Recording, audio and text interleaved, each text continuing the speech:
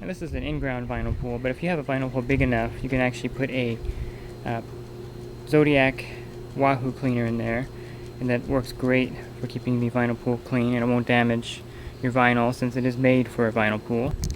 And you want to stay away from vacuums with wheels. The liner could get torn if it gets caught here in part of the wheel.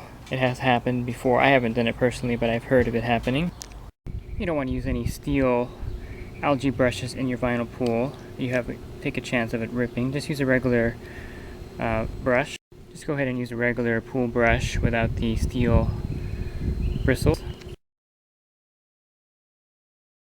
If you are going to use the 3-inch Tri-chlor tablets in your vinyl pool to sanitize, make sure you have plenty of soda ash on hand to raise the pH, because the tablet will drop it down since the vinyl pool has no acid demand, and so have some alkalinity up to bring it up as the alkalinity drops also.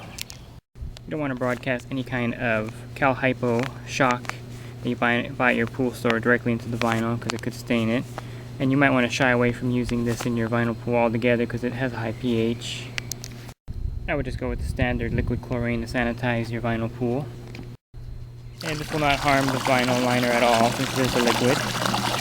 You can also use dichlor in the vinyl pool. It's supposed to be safe to broadcast, but you can dissolve it in water if you're not sure about throwing it right in your vinyl pool. The good thing about dichlor is it's pH neutral, so it won't lower or raise the pH. So you're going to want to keep conditioner in your vinyl pool, that way the liquid chlorine won't burn out. If you decide not to use the trichlor tablets and you want to use liquid chlorine, you definitely want to have at least 50 parts per million of conditioner to 80 parts per million. I suggest if you're going to add conditioner to your vinyl pool that you get a bucket of water and that you actually pour the conditioner in here, the amount that you're going to use, into the water, and let it set for 24 to 48 hours overnight until it's fully dissolved. And then you're going to want to take that bucket. You're going to take that bucket and pour it actually directly into the skimmer here.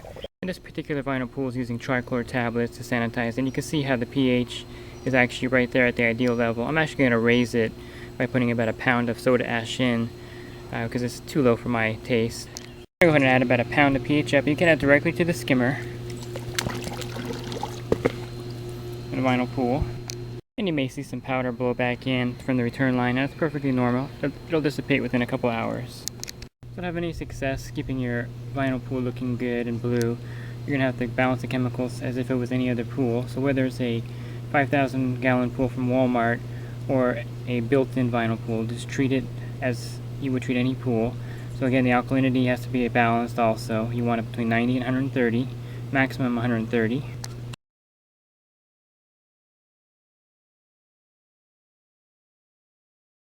As far as muriatic acid or pH down dry acid, you probably don't need to add too much of that in a vinyl pool since the acid demand is low, and you just want to make sure that the pH stays high because it can get dangerously low really quick in a vinyl pool. And you'll need this yellow trine or some kind of yellow product from your local pool store when your pool starts to get algae. You want to run your vinyl pool for at least 8 hours a day in the summer. If you have one from Walmart, a small above ground vinyl pool, it's a must to run it at least 6 hours a day for the water to cycle through. Otherwise the water will get stagnated and the pool will get cloudy and it'll start developing algae.